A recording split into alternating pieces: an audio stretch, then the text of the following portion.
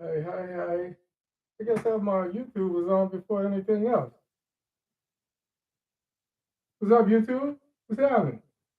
You guys are first. You got to see behind the. Hope y'all ain't seen my drawers. At least they clean. Yeah, I had a little sippy sip. So what's up? My nose itch. I think I need to go get me another drink. Um. Hey. What's up, Sam? What's up, Santayo? When y'all coming to the house, y'all know what to do. Y'all know what to do. Hey. I can see. Oh, Miss, what? We got a long time no see. What was it? No, it was Stone Mountain. I ain't gonna talk about it. I ain't gonna give away no secrets. What's up, man? How you doing? You stopped in to see my show tonight? Tonight, I'm starting trouble. I don't know if you want to be here tonight. I'm starting get. And I have a couple of little drinks. I should have brought my bottle with me, but I don't want to be hyping nobody if they're not paying for my support. So how y'all doing, people? Uh, so I'm just tripping tonight. That's all I say.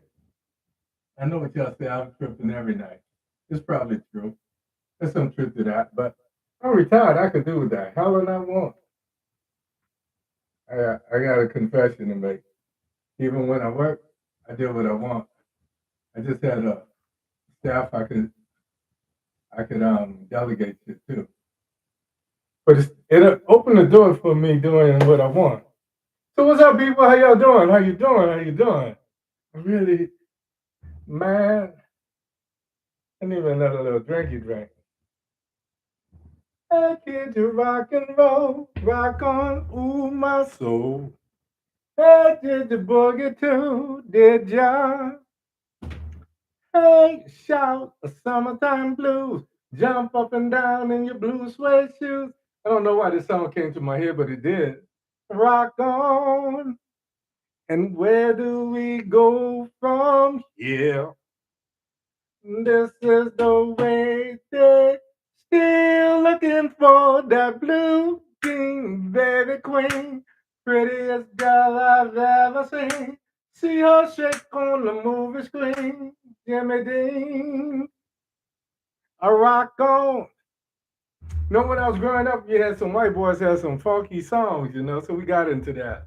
Back when I was playing music, you had to be able to play everybody's songs if you wanted to work. Now these boys play what they want, and they get gigs in New Orleans. They don't have to fight for their money the way we did back in the day. Back in the day, folks didn't want to give us our money, man. We had to act a fool, man. It was just ridiculous. Um, Karina, you remember the old Devil's Den right off of Tulane and I guess it was Banks and Galvez. Worst gig I ever did. We played that joint the Saturday before Easter, and dude didn't want to pay us, but that's what was happening back then. People did that; and they got away with it. If I could collect money from every gig that I played where I didn't get paid, I'd probably be making a little bit more towards the time retirement. I have a nice little nest egg. So how y'all doing, people? Fam in the house. Neek, what's up, baby? How you doing? My eyes all glassed over. I usually don't drink sweet drinks, but today I made me a. Let me see. Let's sign in this other thing. I made me a margarita, and joint was a little strong because that's the way we do what we do. Because I'm from New Orleans, it ain't my fault.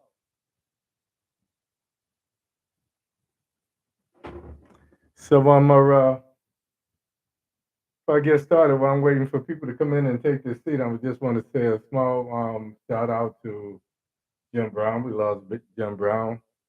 One of the people I kind of looked up to because of the way he went to fight for Muhammad Ali.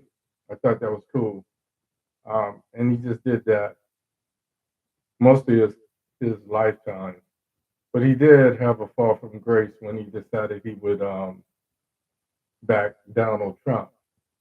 And I always say a lot of those guys that that's my last a lot of the guys that hung out with Trump back in the day felt like he was the same person that they hung out with.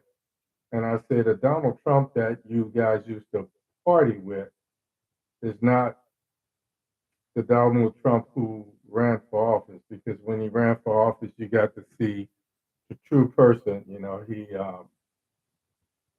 got to see the racist Donald Trump. You got to see how he really felt about us.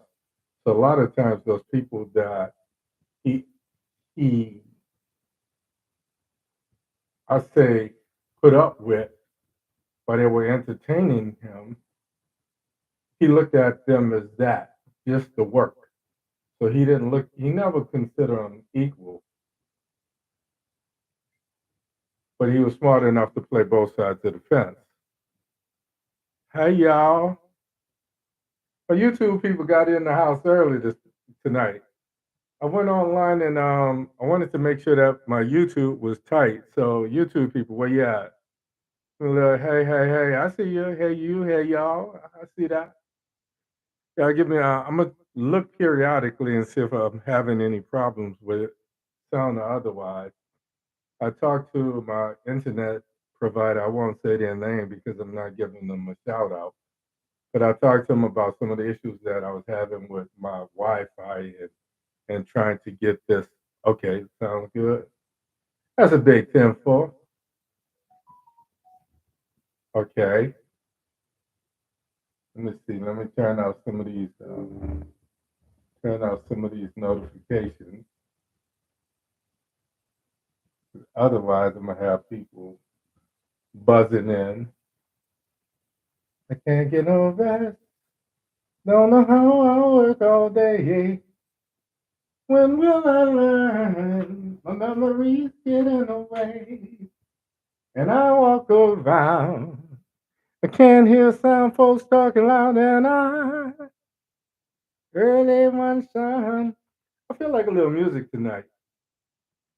Some of the earliest shows that I recorded was actually reclaimed by Warner Brothers, because if you remember when I first started my show 3 years ago, I decided that I would use Express Yourself as my theme song coming on.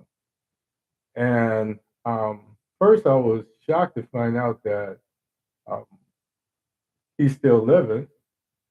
And secondly, that somebody came at a little nobody like me and said that I was using the music, you know, without permission.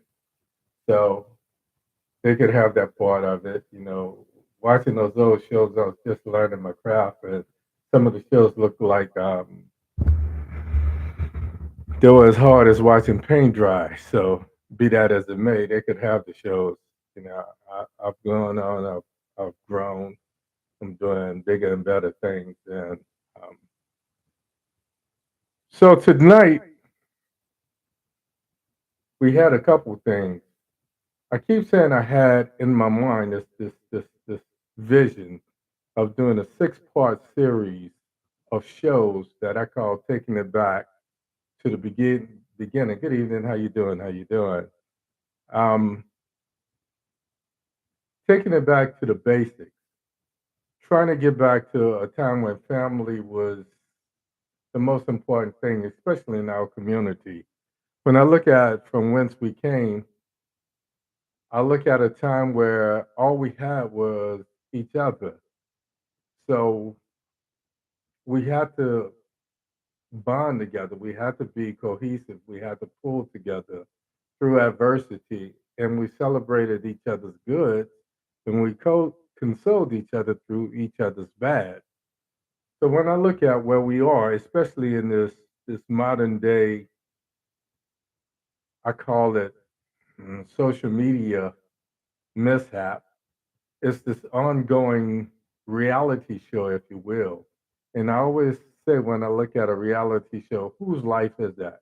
Who lives like that? Because it's not indicative of anybody that I know or how anybody that I know wants to live. I will say that people have gotten more. The word that my mom's generation used to use was common. The irony was my mom's used to say if common sense was common, people wouldn't do the silly things that they do. But common was used, the definition of common on the street was people that didn't act like they had quote unquote home training or common sense. So, with that being said, today I posed a couple questions. Before I do that, though, I want to give, like I said, a small shout out to Jim Brown. We lost him. And then yesterday we lost Tina Turner as well. So that was on purpose. When I look at Tina and her life and all of the things she did, I'm reminded of just overcoming adversity. I've seen pictures and I started to put together this pictorial and I decided against it of her from the Tina, supposedly from the age of 16, 17, up until her last public appearance. And I decided I wouldn't do that right here, right now. So, with that being said, I want to say rest in peace. It appears that those people that we endeared and we looked up to are dropping like flies now. So, uh, with that, I want to say good evening and welcome to the show. My name is Hank Batiste. The show is Omit the Logic. This is Omit the Logic. We take current and life events, we break them down, and we try to make it make sense.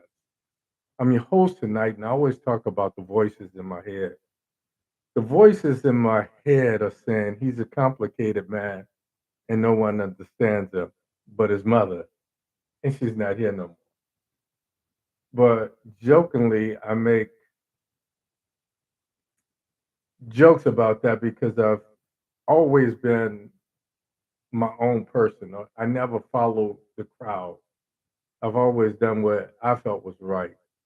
So before I start any show, I always say each and every week, thank you for being here.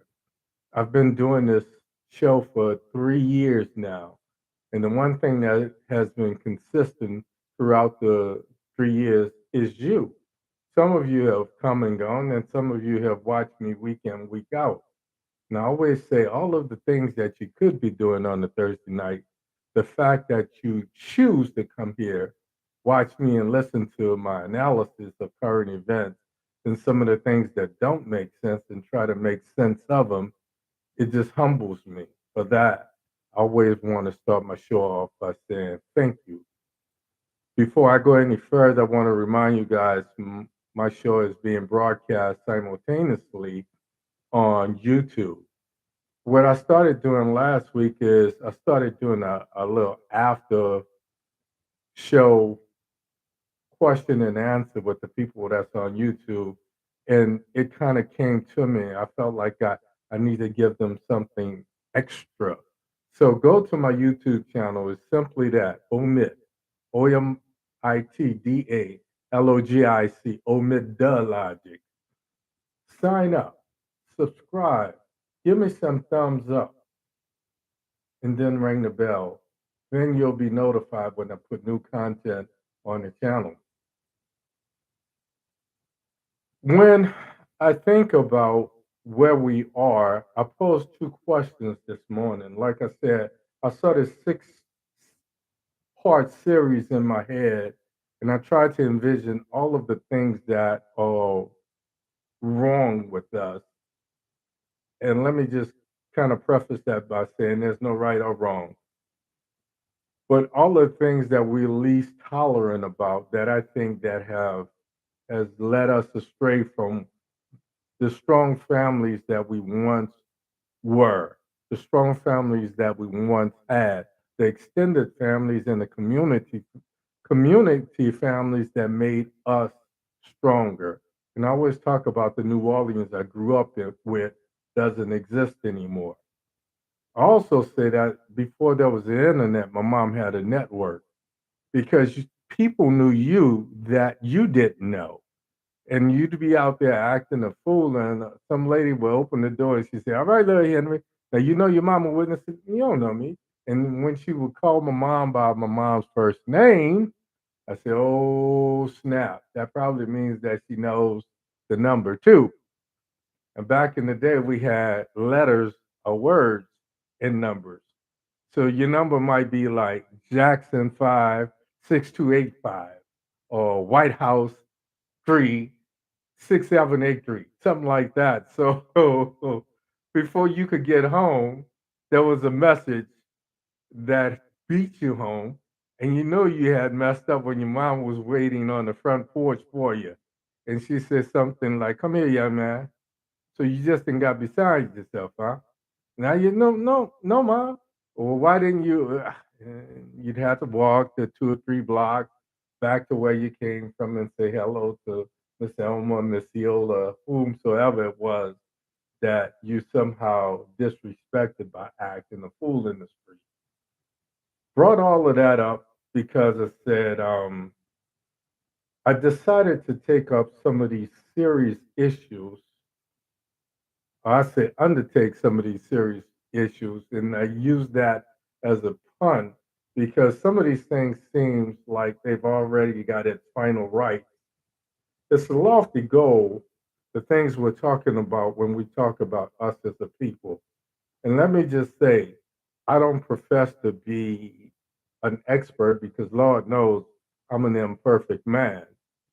But the one thing that I do care about, the one thing that I really mean is I I do what I do from the heart. So if I come up short, so be it.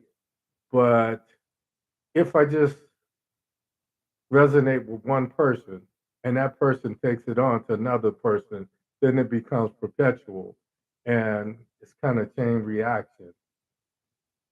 How do we get back to basics? Just loving and accepting each other without ulterior motives and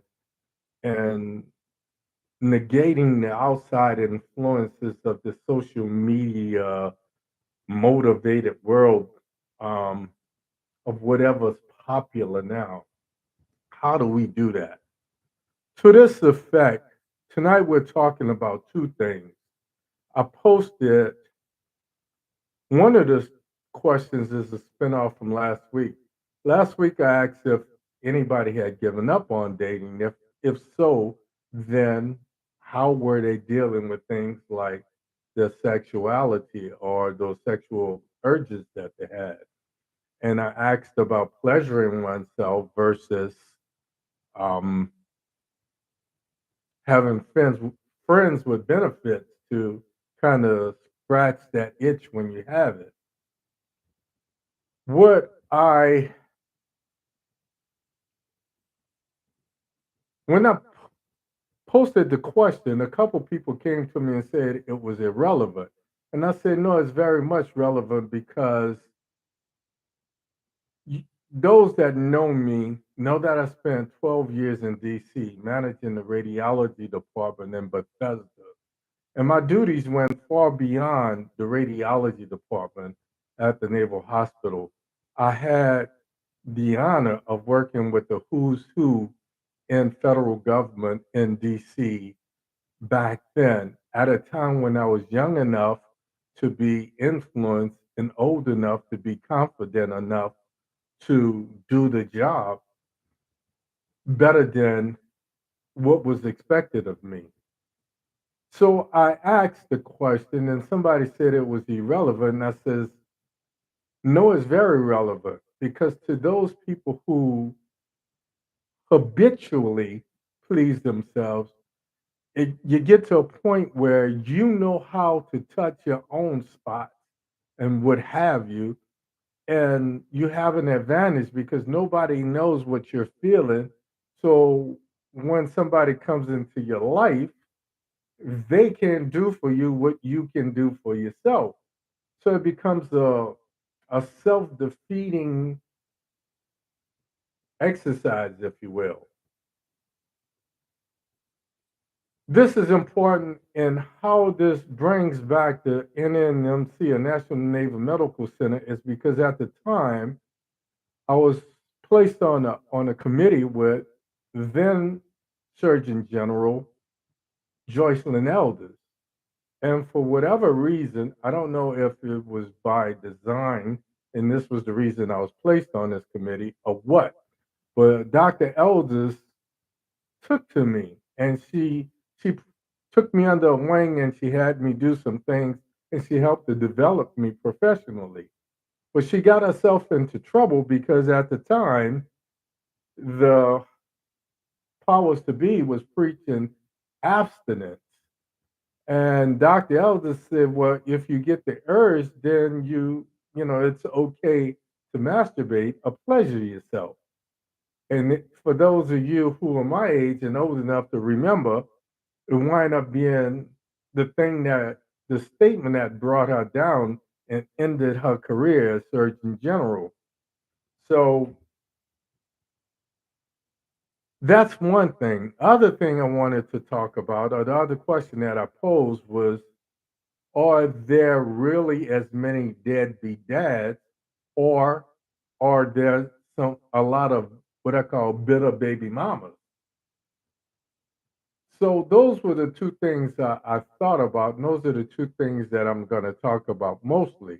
But I want to take a little sidebar track, if you will, because when I think about how our children are impacted by the decisions we make, I see things, and I'm just reminded of this Ja Morant, this young man who is so talented, but he can't seem to stay out of trouble when it comes to brandishing a weapon or a gun. So I want to talk about that just for a second because I kept saying, and a couple people say it's because he doesn't have a male in his life. A recent thing happened today. One of the current events of the day was they did a wellness check because he posted these four cryptic messages that sounded like he was ready to do something silly. A week or so ago, I posted, this is what the face of mental health really looks like. And I was talking about the things that he was doing being a cry for help. And somebody actually felt that way. In his one of his posts, he says, bye mom, bye pop, and bye baby girl, you are the best. So I was kind of bewildered because bye pop, if the dad was in his life and had any kind of influence, it seemed like he would be the most likely person to talk to Ja and say, Ja, look, you've worked too hard to get where you are. These people that you call friends are not really your friends if you're doing something and they decide to film you and go live while you're doing what you're doing. So, on one hand, when you're famous and you're carrying around or you're traveling in these kind of entourages, it's an attraction for those people that want to rob, want to whatever, whatever. So I could understand someone wanting to protect themselves.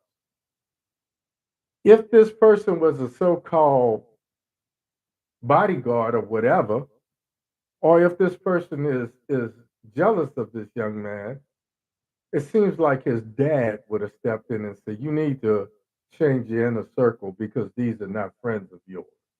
It doesn't mean that he's going to listen, but it goes back to what I'm saying. If there's a relationship from an early age between a child and his dad, a boy and his father, then I I would hope, wish, and pray that it would see some of this bad behavior.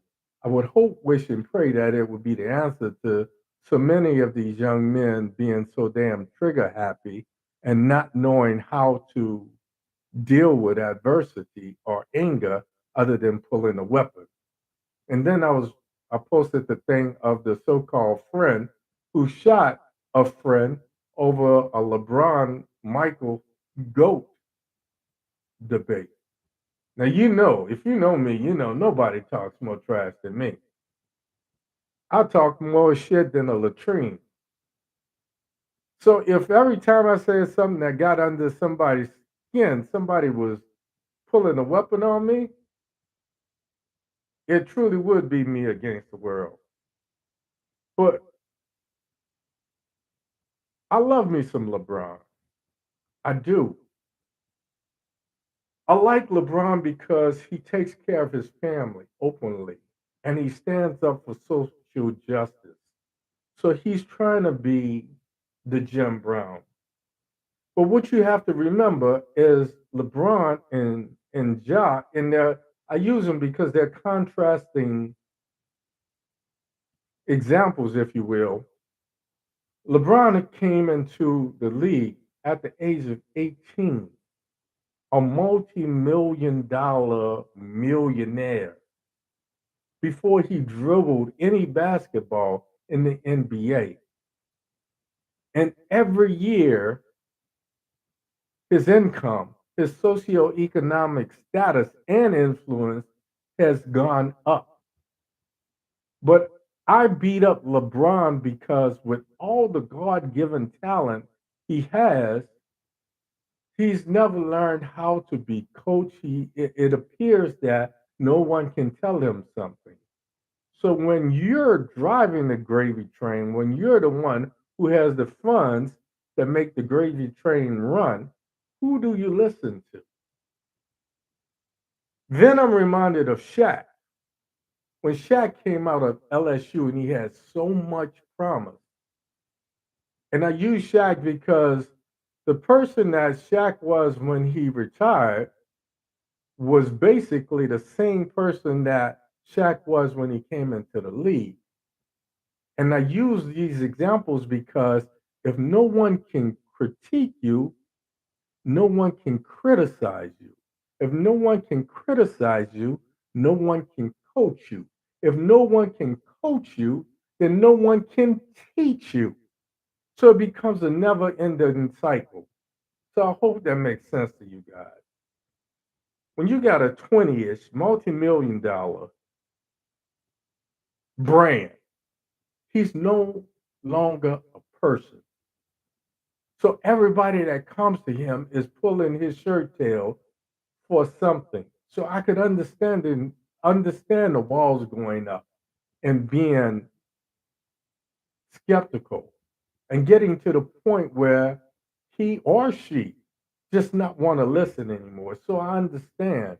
But somewhere there has to be someone that can pull a shirt tail. And I say dads because um my mom, and I'm gonna say this time and time and time again, and you'll probably hear it again before the night is over. My mom was the quintessential philosopher. Try as she might, my mom could not teach me to become a man simply because there were so many things I felt as an adolescent and a young man that my mom just could not understand these feelings. And I've always been popular, long before there was social media. So I'm not fascinated. I'm not swayed by this false sense of you're the shit. So I could halfway imagine what some of these kids feel like. Playing music in New Orleans, modeling for D.H. Holmes, doing dinner theater and stuff like this. I've always been popular. So on that smaller scale, I could just imagine because the trouble I got myself into, it wasn't brandishing a gun. Yeah, I bought my first two guns when I was 18, but I didn't. There was nobody with cameras to catch me when I did something silly. Because in New Orleans, every New Year's Eve, we would go outside and we would shoot. So what if someone was taping me when I was doing something silly like shooting out the street light and not even thinking how dangerous that was because in my young, immature mind, or where that bullet was coming down, if I missed, all I thought about was A, everybody does it, B, it's fun. And C, sadly to admit, there was alcohol on board. So these kids are living in a time where everything they do is under a microscope. It is what it is. But there has to be somebody to step in. That's all I gotta say about that. Self pleasure. I made the reference to former Surgeon General. If this woman says something, now the other reason I brought this up is because somebody came into my inbox. Two or three people did actually, and said, "Hey, bro, you went too far. Why you asking people about how whether or not they masturbate, and why is that even your business?" I'm like, well, if the Surgeon General can give this advice to teenagers, and people are dressing half naked and talking about who can get it, and saying something as graphic as silk from the butthole to the navel and all this other stuff, and women talking about sucking the souls out of men. How could what I ask when I'm asking it for a specific purpose be so bad? So Lauren said it was inconsequential. And how I responded to her, I said what I said earlier. One of the things that came up with the Joycelyn elders was they said that if kids get accustomed to doing this, when they did have a sexual experience, it would pale by comparison because they were so used to being with themselves and by themselves. So that's the way I saw it. If you're so busy pleasing yourself, how can somebody else step in?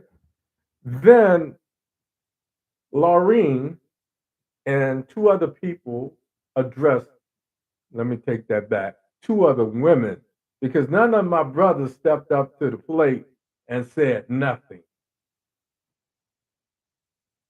So Laureen, always know that Laureen is going to respond. A, she's like a little sister to me.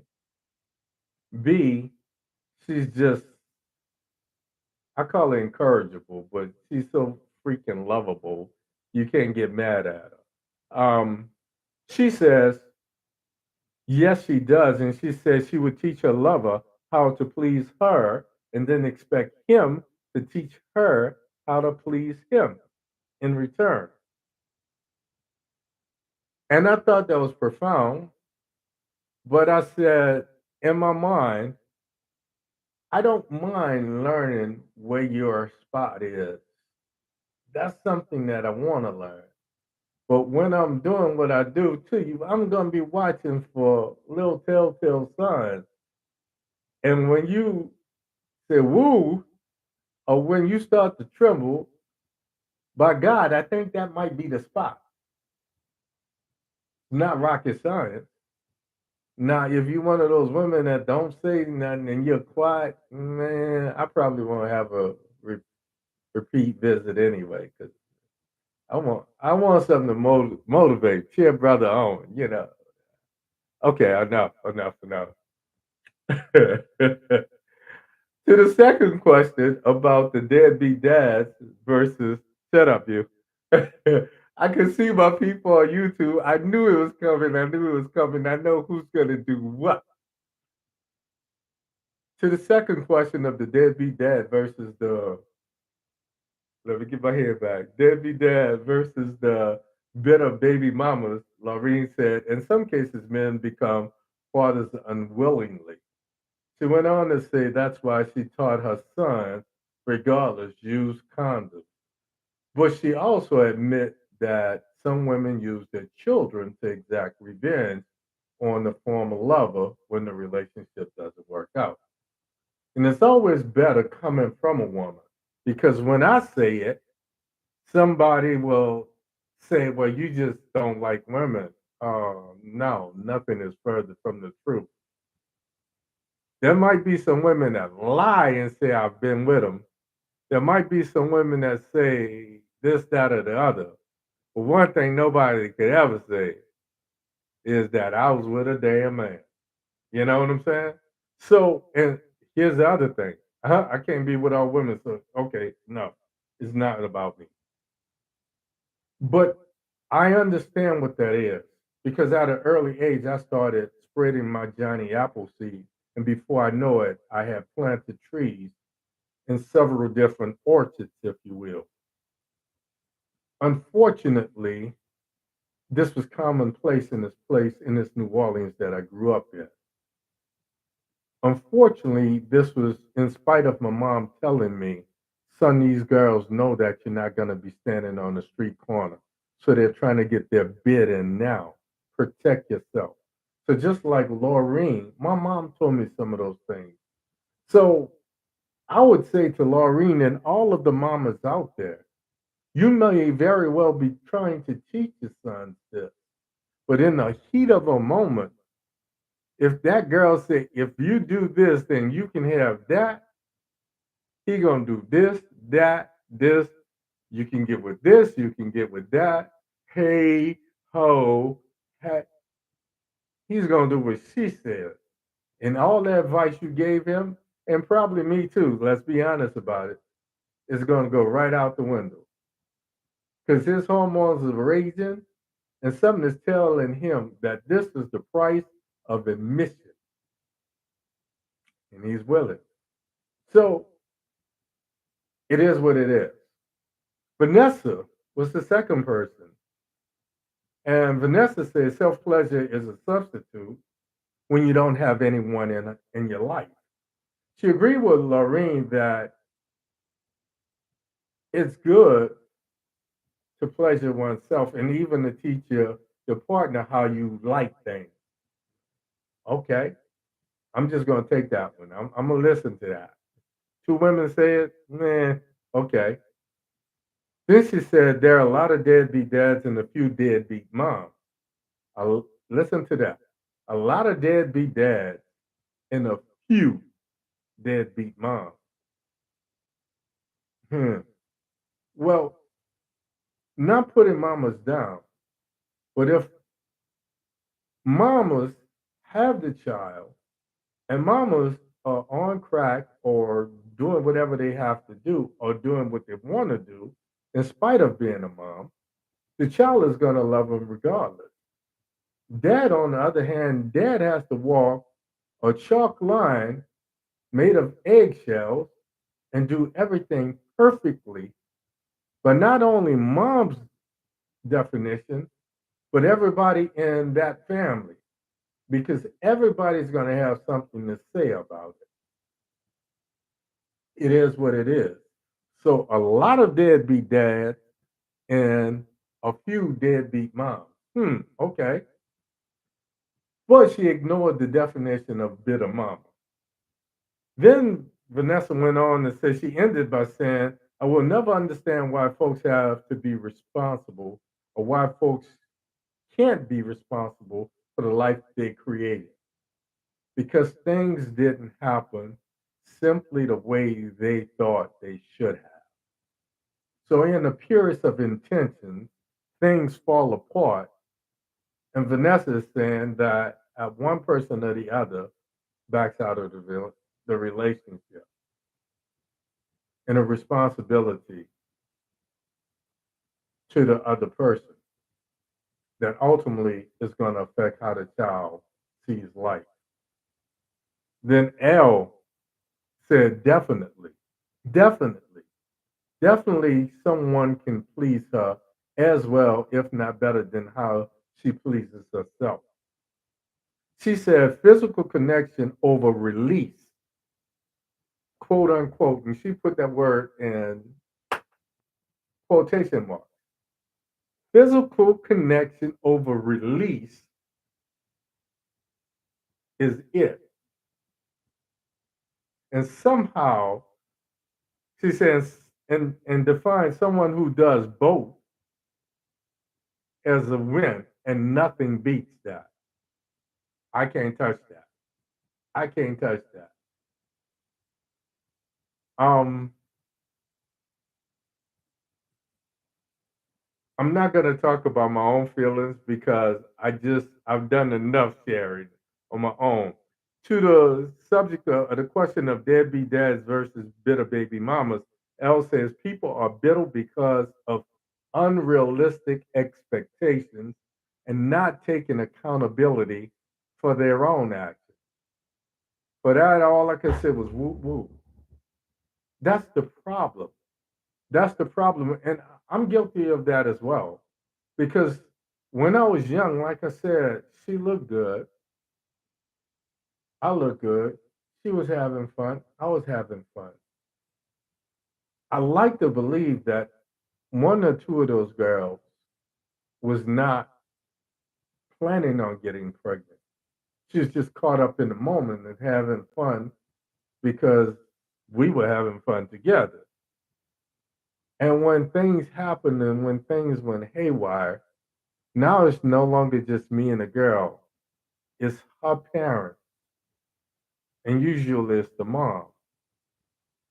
And what I didn't realize until later in life, a lot of times the mom pushed their own issues onto the daughter. I said what I said. So if the mom had somebody who reminded her, or I reminded them of, then she pushed that on to the daughter and said, he ain't shit because blase, blase, blase. And I've been with like that before. So what I really liked about what Elle said, she closed out with this. She says, people drag that foolishness from one person to the next. I said, bingo. This wind up being the family jewels that we pass down from generation to generation to generation to generation. And that's sad because when you poison a child's mind with the mistakes that you made or the life lessons that you should have learned, then you don't give them a chance to develop their own. You want to guide them. You don't want to push them into a place that you felt once upon a time, or I think. Lastly, Audrey said no. No one could please her the way she pleases herself. She said, but they do come close. They've come close. The problem is they either don't care or they think they're geniuses and they still don't get it. Now, if you know Audrey, Audrey is raw, unadulterated, straight no chaser, and no filters. So it is what it is. When I think about the whole deadbeat dad thing, I ask myself a couple questions. First of all, I ask myself, is this something that we learn from our white slave owners? Is this something that we had to learn because we created life and that life could be taken away from us? So I look at these young men who want to be a dad and they're denied access to their child and they have to learn how to cope with that. So they move on with their lives. And now the kid grows up hearing your pa was never there, he ain't shit. So I'm not making excuses, but it's something, this is an example that was made for us. The whole deadbeat dad thing, think of all of the slave masters that created children and never. We're not even talking about reparations. The only slave master I know that took care of his kids was Thomas Jefferson. And I saw that firsthand. And that's all I got to say about that. Um, the second thing I ask myself is, does welfare cause this problem? Because there was a time, I think the closest we came to being a community, and I'm old enough and you're old enough to remember this, was the 70s. Because we had people looking out for each other. We had programs with even the knuckleheads in the street. 9 out of 10 times, if you had talent, you didn't just represent yourself and your family, you represented the neighborhood. So 9 out of 10 times you walked the street of, with impunity because nobody touched you. Everybody knew that you had a certain amount of talent or that you were going somewhere. Versus today, a world where jealousy rules, and who you think you are, you think you're better than other folks. So I don't know. But when I think about welfare, this was one of the social programs that was supposedly designed to bring us up. But the only way that a family could get help is if the dad was not in the picture. And it was one of the reasons why my mom would not go for it, even after she and my dad separated and divorced. First of all, my dad sent my mom money in addition to the alimony or whatever he had to pay. Second of all, we got allowances on a weekly basis. And when my dad passed, my mom got a check, I got a check, and my sister got a check from public service from my dad's pension. That world doesn't exist anymore. Even though my mom had not been with my mom and dad had been divorced for years. My mom never remarried. Another thing.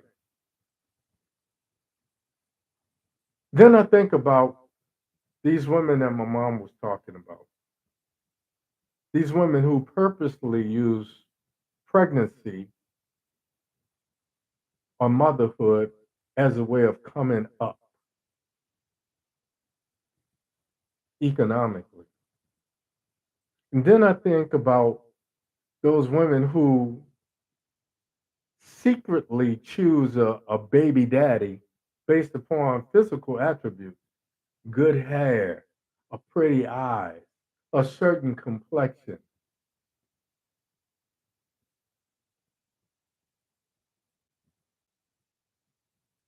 I lost my dad when I was 15, just short of my 16th birthday.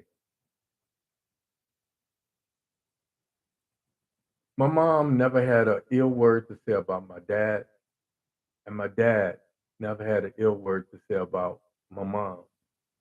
Honestly, me and my sister used to talk about my mom and dad. And I say, if they get along so well, why don't they just get back together? And at that young age, I didn't understand that they could still love each other, but not be in love with each other.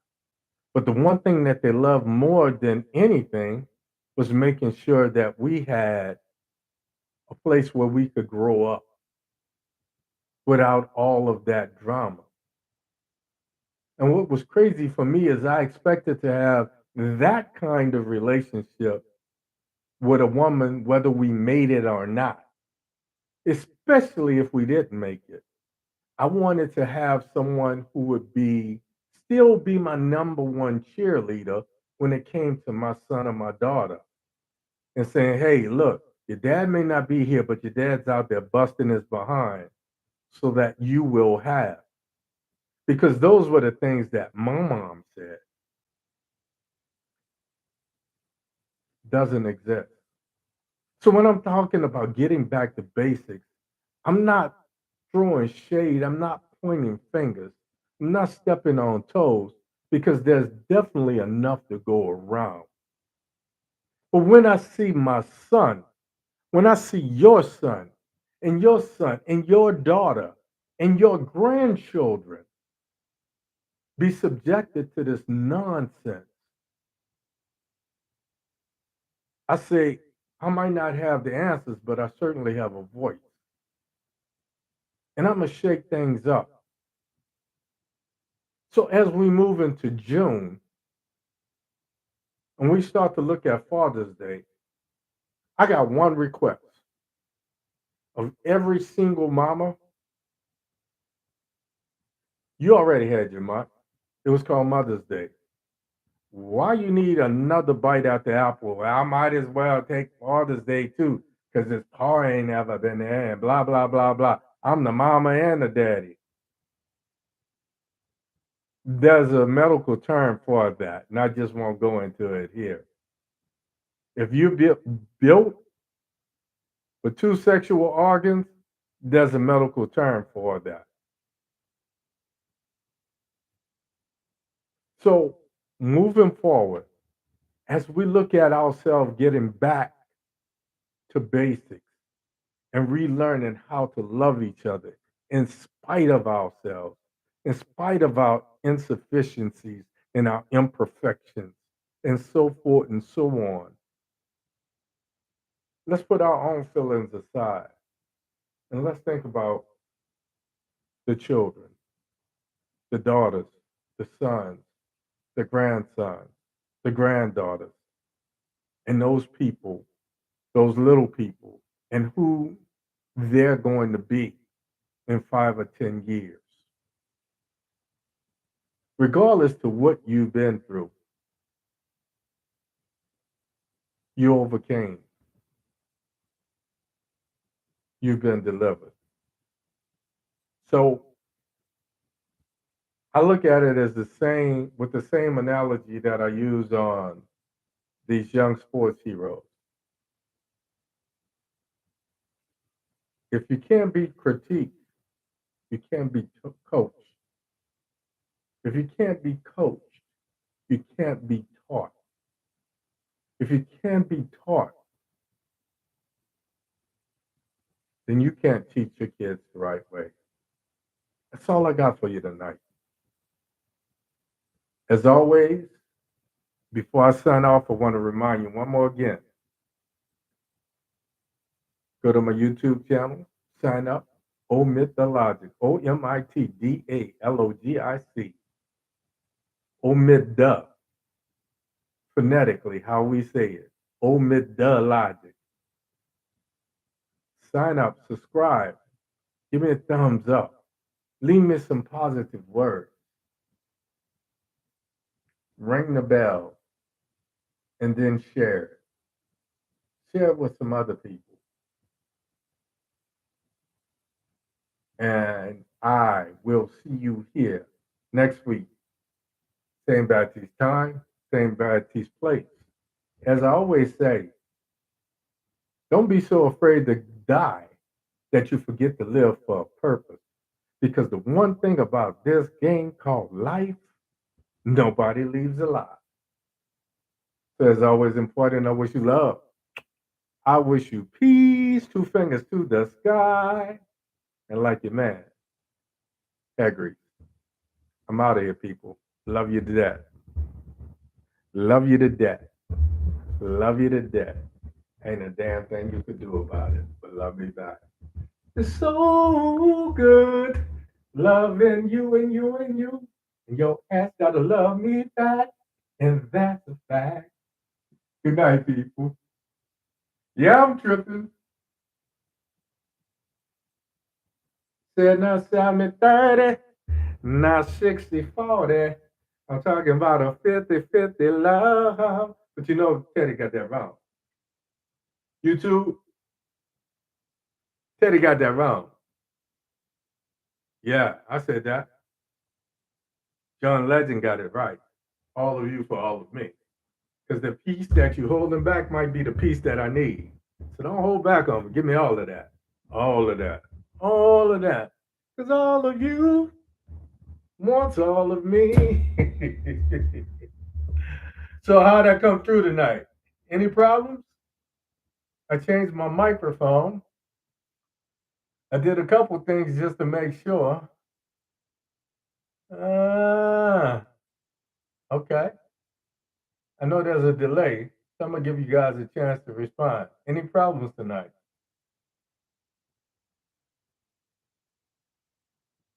Dun dun dun dun dun dun dun dun dun. Sounded excellent. Okay, that's what's up. That's what's up. That's what's up. That's what's up. All right, people. All right, Tish, behave yourself. Cynthia, I know what you're going through with my man. I know what you're going through with little man. So anyway, I'm gonna be out. I'm gonna go get me something to eat. I might give me one more drink, just because. Yeah, you can't behave. You don't know how. Good night, people. Much love. 10 30.